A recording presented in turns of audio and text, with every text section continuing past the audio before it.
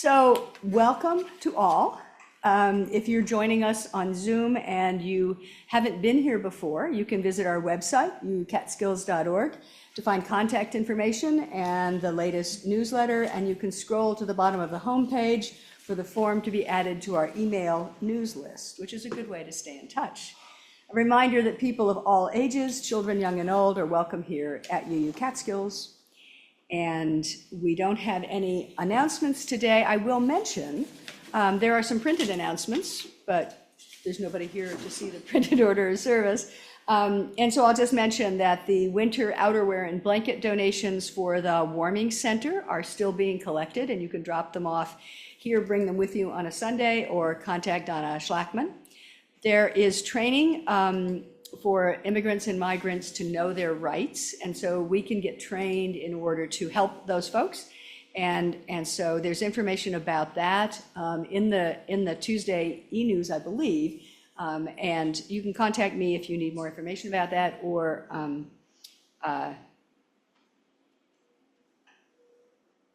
Kathy.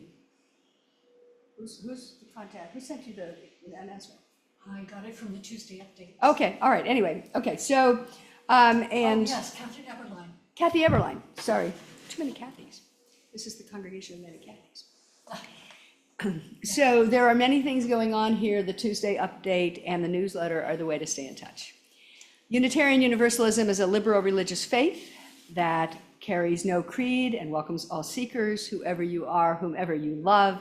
Wherever you are on life's journey, you are welcome here. We are religion centered in love, drawing on many sources of wisdom and understanding. And we affirm that Black Lives Matter. We are a welcoming and affirming congregation for the LGBTQAI+ community. We are a congregational affiliate of the Ulster Immigrant Defense Network. We're an active voice in the effort to address climate change, and our sanctuary, our spaces rest on the tribal land of the Lenni Lenape people.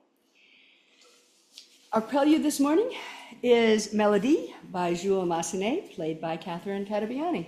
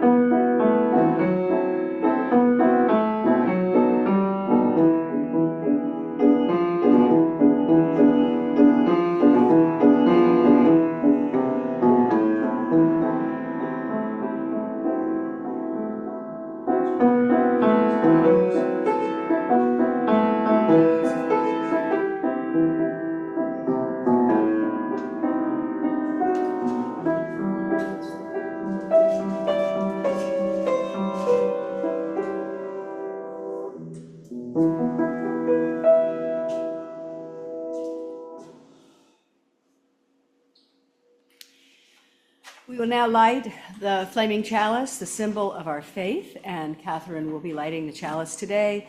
So I invite you from wherever you are to join in the chalice lighting. You've probably memorized the words. We light this chalice in grateful, loving community. Even in the darkest of times, may its flame light paths to courage, justice, and hope. And we have a unison affirmation, and we will read it from here. And if you know it or remember it, you can say it at home. I don't think we're putting the words up, but we'll have to get used to Zoom again, I think. May we be reminded here of our highest aspirations and inspired to bring our gifts of love to all living beings. May we know once again that we are not isolated, but connected in wonder and joy to mystery and miracle in the universe, in this community, and to each other. Wherever we are connected.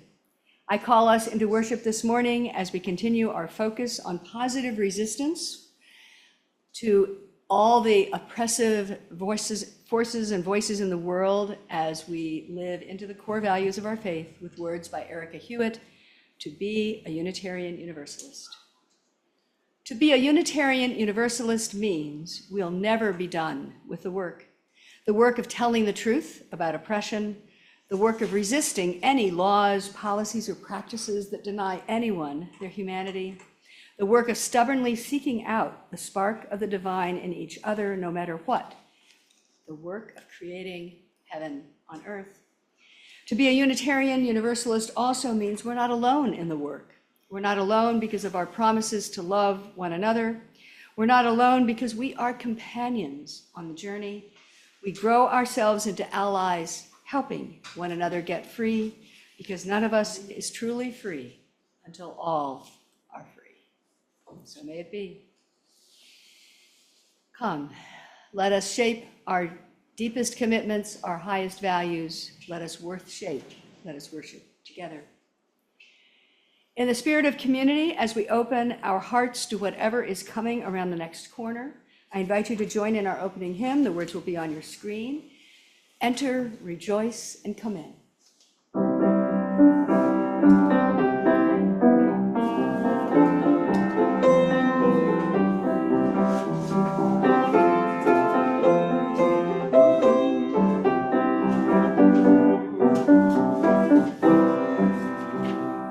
Enter, rejoice, and come in. Enter, rejoice, and come in. Today will be a joyful day. Enter, rejoice, and come in. Open your ears to the song. Open your ears to the song. Today will be a joyful day. Enter, rejoice, and come in. Open your hearts, everyone. Open your hearts, everyone. Today will be a joyful day. Enter, rejoice, and come in. Don't be afraid of some change.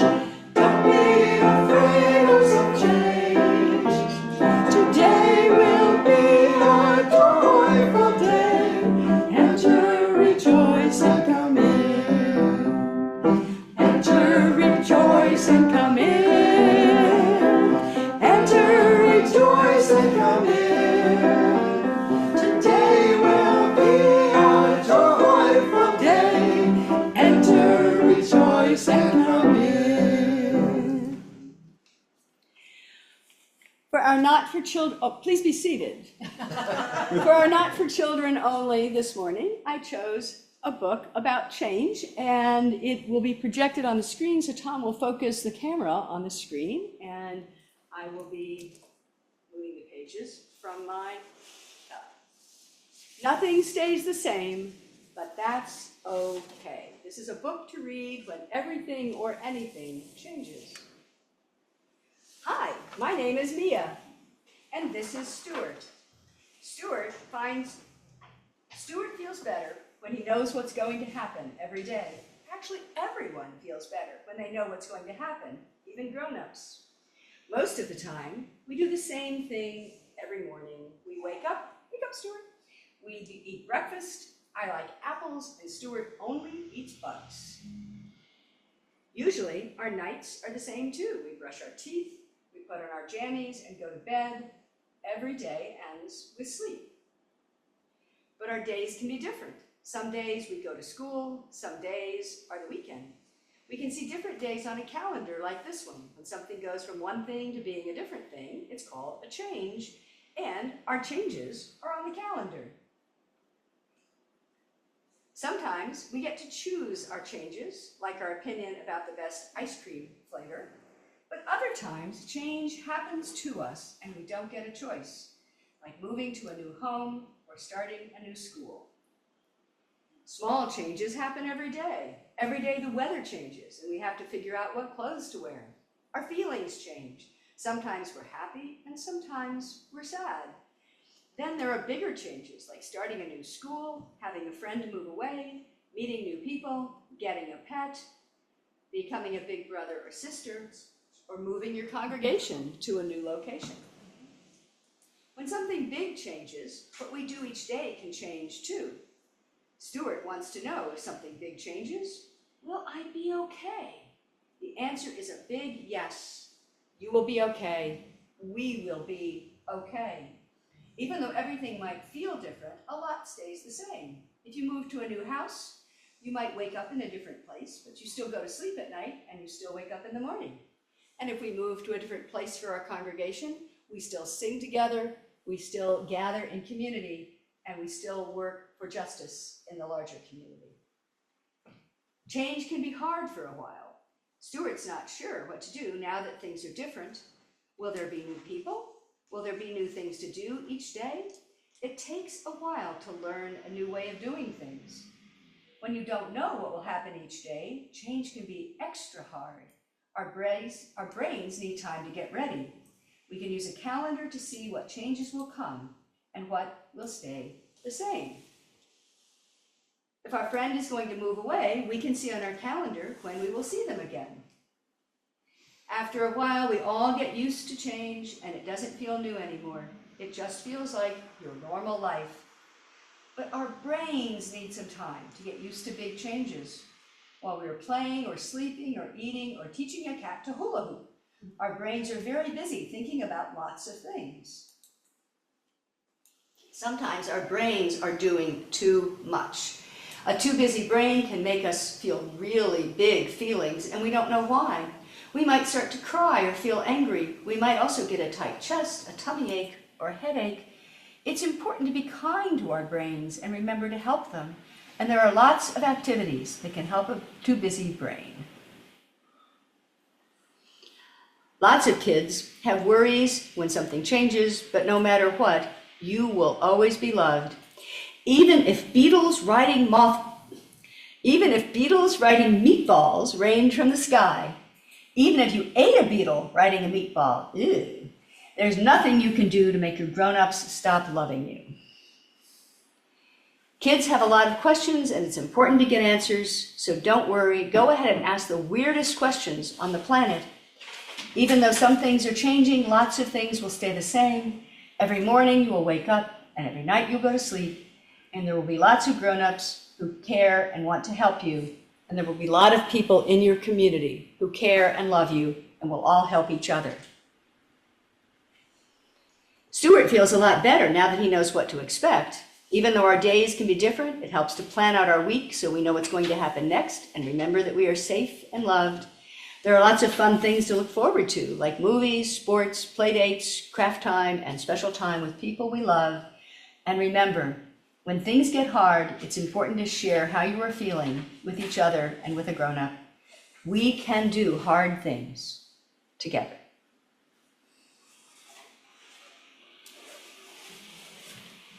So ends the story. And now the children who are on the Zoom have a breakout room to go and have an RE session with Miss Jane. Shall we sing the children out? As you leave this friendly place, love give light to every face. May the kindness which you learn light your hearts I invite till you to feel return. The changes, the joys, the sorrows, the gains, the losses, and all the things that happen in our world, including weather that we really can't predict and hardly know how to prepare for. For our reflection, I offer words by Starhawk. Community means strength. We are all longing to go home to some place we've never been, a place half remembered and half envisioned. We can only catch glimpses from time to time of community. Somewhere there are people to whom we can speak with passion without having the words catch in our throats. Somewhere a circle of friends will open to receive us. Eyes will light up as we enter. Voices will celebrate with us whenever we come into our own power. Community means strength that joins our strength to do the work that needs to be done, arms to hold us when we falter, a circle of healing, a circle of friends, someplace we can be ourselves, someplace we can be free together. Held in the circle of love, in the circle of healing, in this virtual circle that spreads throughout this area, this community, we say amen and blessed be. So let's hold a brief time of thoughtful reflection in silence.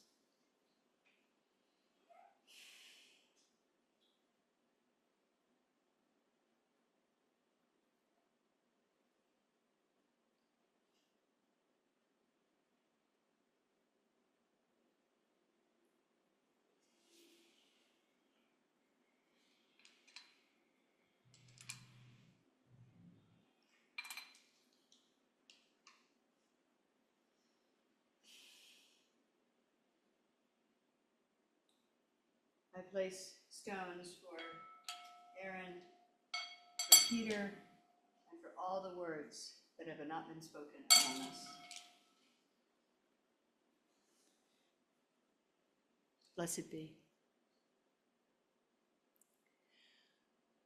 So we are on Zoom and we're all virtual, and so rather than just skip the offering, I will remind you that there are virtual ways to give in this community. If you have an old order of service sitting around your house, if you save them, there's a QR code there. Or you can go to the website, uucatskills.org, and click donate. Our collections on Sundays are shared between this congregation and 8 organizations in Kingston and Ulster County who serve, need, and create community resources. For the love and support we share with the world, I thank you for your generosity. And now the offertory meditation by Jules Massenet, played by Catherine Catabiani.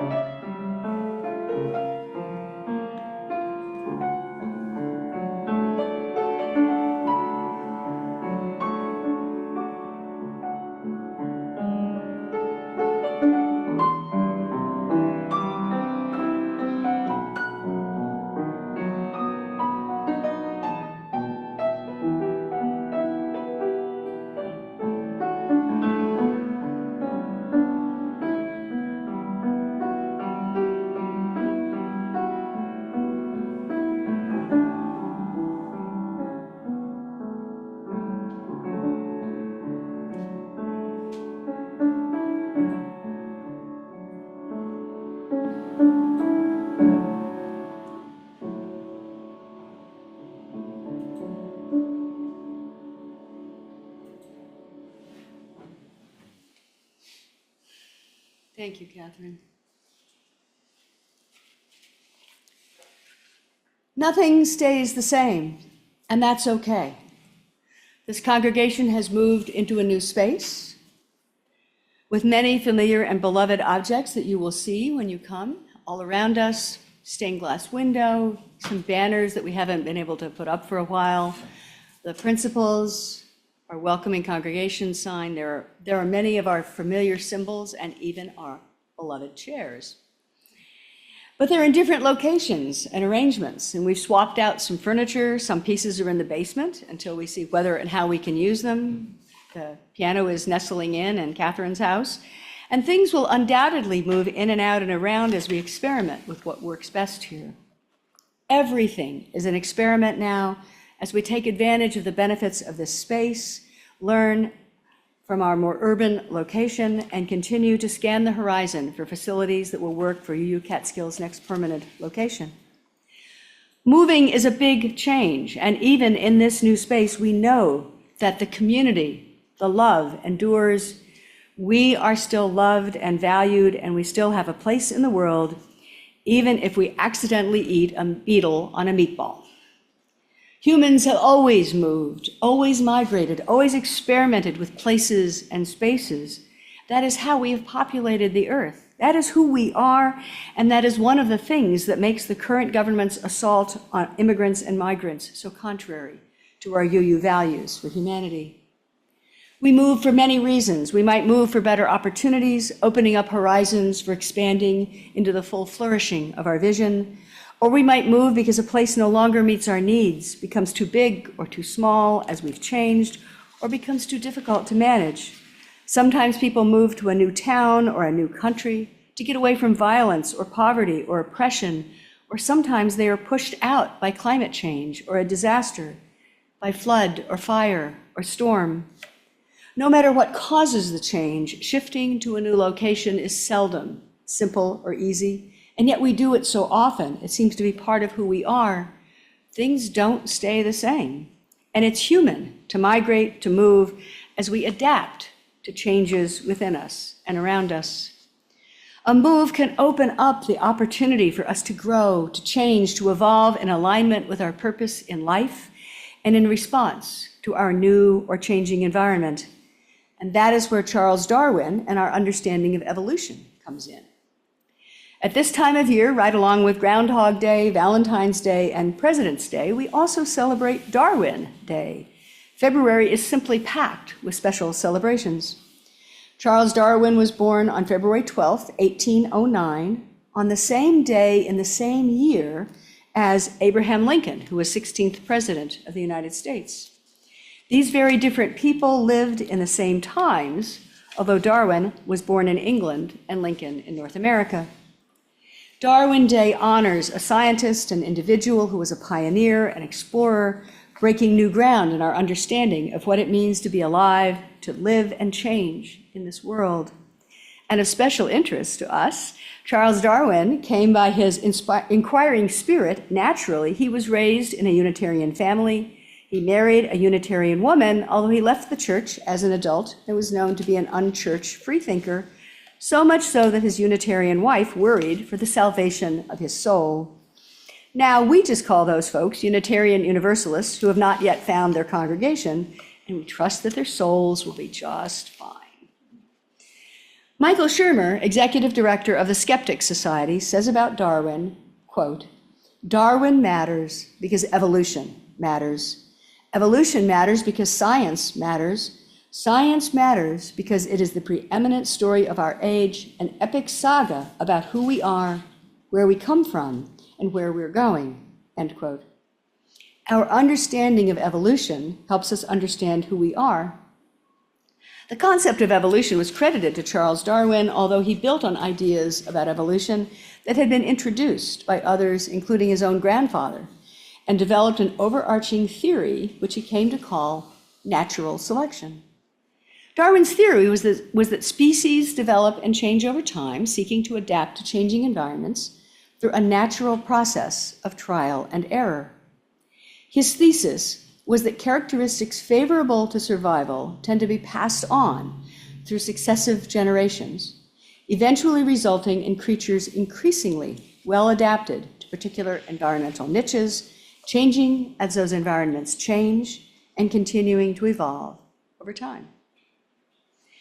Plants or animals with characteristics that put them at risk in a changing environment can die off before they can reproduce, so that characteristics better suited to the environment are passed along and show up in future generations.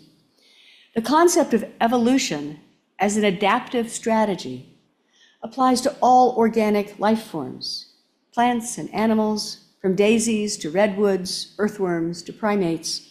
And I find that the concepts hold as well for human societies and the organizations that we create together.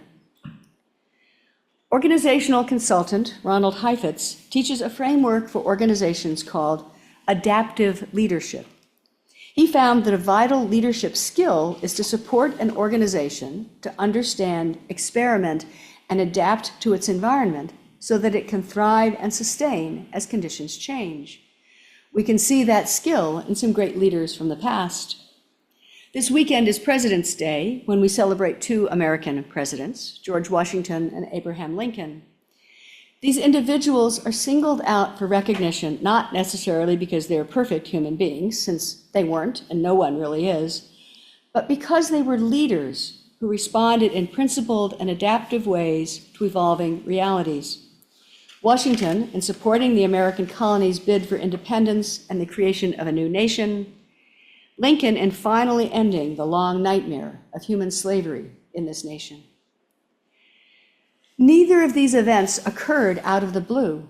In both cases, the turning points had been preceded by long processes of evolutionary change, adaptations to new conditions, and to emerging understandings of human and social reality on many levels.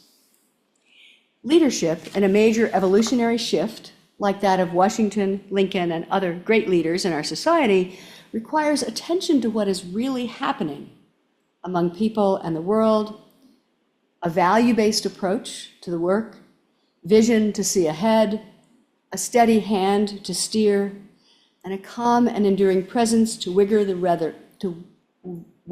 the rigors of transition.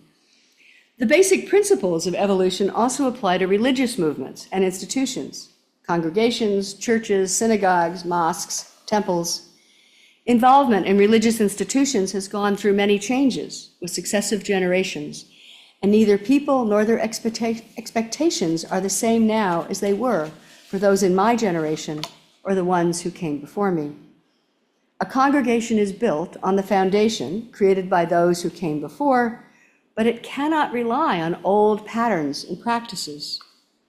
In our current environment of new societal and family patterns, new economic realities, and new technology, religious congregations will need to consider significant shifts to adapt to the changes within and around them.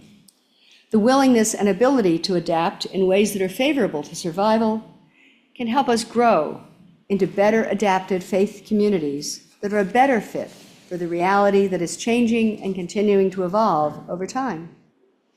And if our institutions of faith do not adapt, they may find themselves diminishing in power and presence, growing weaker and less effective, and eventually becoming extinct. This congregation has moved into a new space as part of your adaptation to a changing internal and external environment.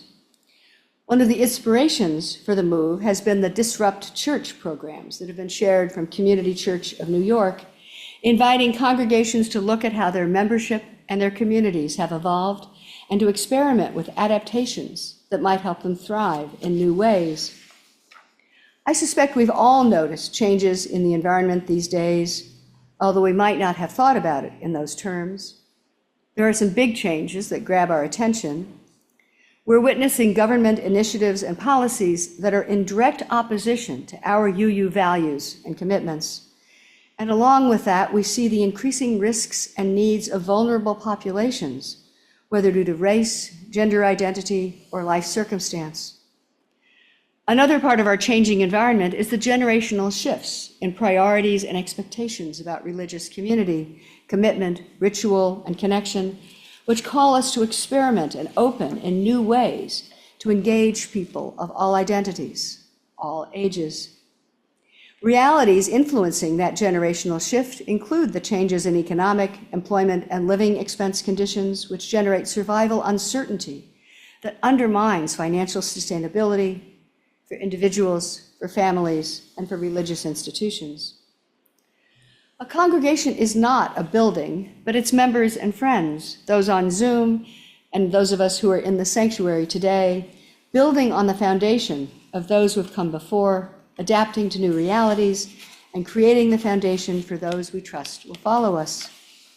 Leadership in a congregation in a major evolutionary shift requires attention to what is really happening among people and in the world, values to guide us, vision to see ahead, a steady hand to steer, a calm and enduring presence to weather the rigors of transition. Unitarian Universalist congregations and our members as individuals, as leaders, are in a strong and principled position in today's world. The new statement of our core values highlights the principles of justice, equity, transformation, pluralism, interdependence, and generosity centered always in the power of love. We draw on many sources of wisdom and inspiration to understand the world, the universe, and the mystery beyond all human knowing.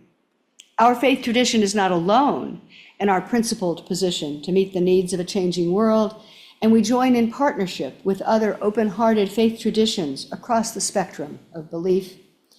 Though we are smaller in membership than many other faith traditions, the depth and strength of our faith movement call us into collaborative leadership with our partners in the work. Every day, living into our mission and vision, into the core values of our faith, we have countless opportunities right here in Kingston to learn more about what the current and prospective members want and need, to experiment with new initiatives, to create connections and deepen partnerships that will help us adapt our leadership role in a changing world. So starting today and over the next several weeks, we're going to be posting a set of questions for all our members and friends to consider and respond to. And so what we were going to do today, before the weather got in our way, was we were going to put some sheets of paper up on the wall over to my right, and we were going to we're going to tell you these questions, and then we were going to give you some papers with some questions and let you write your answers up on those papers. So today, I'm going to introduce the questions, and then after the service, you're invited to stay on and talk about some of your thoughts about them. And Tom is going to share the questions on Zoom as I read them. There are 8 questions. What excites you most about having moved to 474 Broadway? What do you expect might be challenging about being located at 474 Broadway? And what ideas do you have for overcoming those challenges? If this congregation is at its absolute best a year from now, what will be happening? That's about how will we evolve? What do you want UU Catskills to be famous for in the broader community?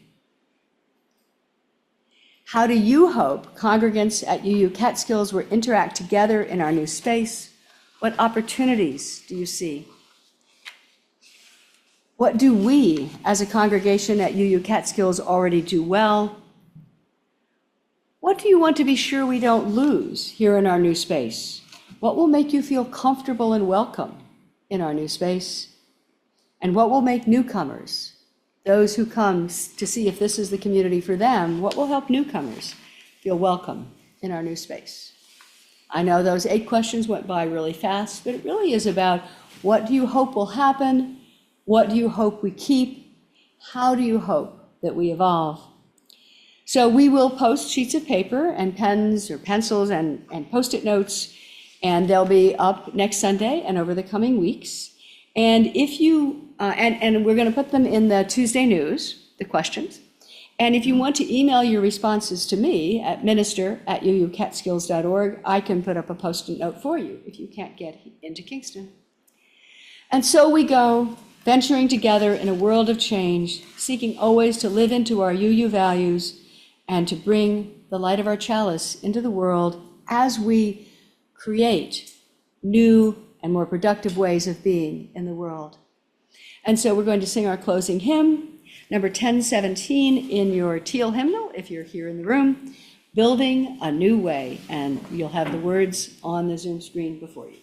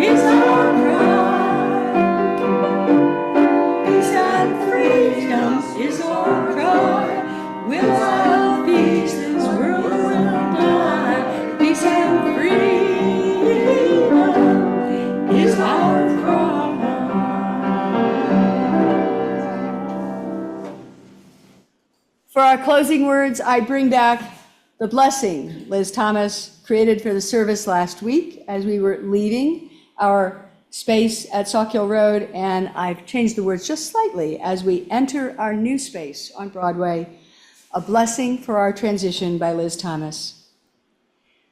Life is change, embracing and releasing, shifting and moving toward and away as we embark on our journey in our new space. Let us pause and remember where we have been. May you take with you all that you have learned, felt, and experienced in this beloved community. Know that together we carry the beauty with us of our spaces old and new. With our bodies and ourselves, we will bring our UU Catskills history and spirit, our community, with us wherever we go. May our journey be a transition of peace, ease, and joy. So may it be. Amen, and blessed be. If you have your order of service from last week, or if you have the words, we'll join in our words for extinguishing the flame by Reverend Maureen Kaloran. This is the message of our faith: to act with passion and resistance in the face of injustice, to live with courage in the midst of life's pain. This is the meaning of our chalice flame. May it empower our hearts until we are together again. From you I receive, to you I give. Together we share, and from this we live. From you I receive, to you I give. Together we share, and from this we live. Thank you, Catherine, Bruce, Tom, Linda, Lois, and all of you who have made this move possible, and all of you who in wisdom stayed home today and off the roads. And so you're invited to stay on the Zoom, and we'll see how many people stay on. You could stay in the group as a whole or go into breakout rooms and talk about your hopes for this new space. Amen, and blessed be.